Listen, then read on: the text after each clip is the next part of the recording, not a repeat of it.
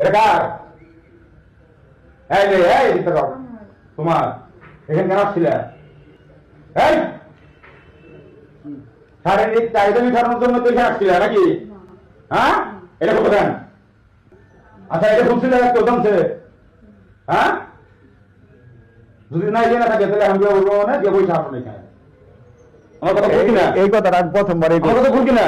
প্রথমবারই কইছি যে তুমি এখানে আইছো কি লিগা? তুমি জানো না যে একটা ছেলের কাছে একটা মেয়ে একলা ঘরে ভিতরে আইলে এখানে কিছু হইতে পারে। নিজের শারীরিক চাহিদা মেটাতে এই সুন্দরী তরুণী আসে তার পরকীয়া প্রেমিকের বাড়ি। তারপর এলাকাবাসী বুঝতে পেরে তাদেরকে ঘরবন্দি করে রাখে। এটা কার? এই রে, এই দিতে দাও।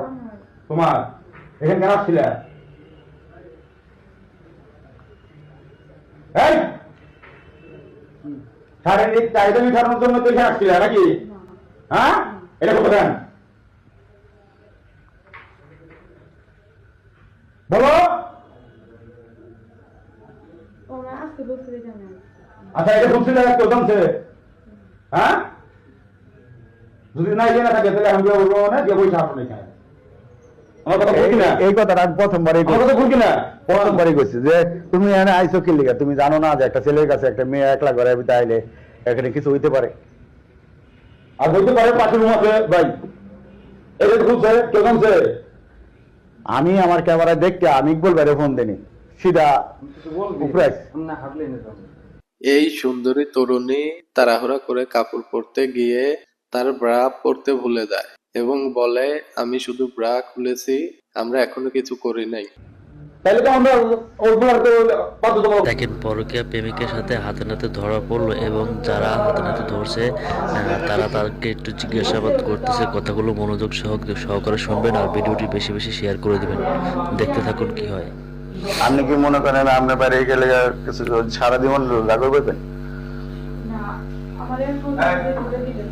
জীবন ভাই, এই না, হ্যাঁ, ভিডিও আছে আমার হাতে।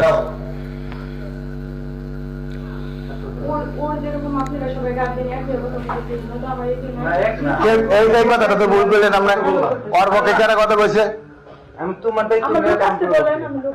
লোক আইতে কইছি না, লোকাল আইতে কোন আপনার ওর পক্ষে কারা কথা কইছে? ওর পক্ষে কথা কইলে তো প্রথমবারে আমরা বের করে দিতাম।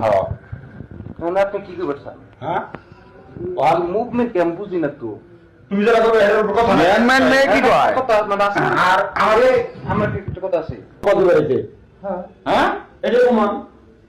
কাম সামনে আমার বেড়ে মারা, আমার বেড়ে সবাই এদের শাস্তির দাবি জানিয়ে বলে, এদের শাস্তি না হলে সমাজে এমন খারাপ কাজ ঘটতেই থাকবে।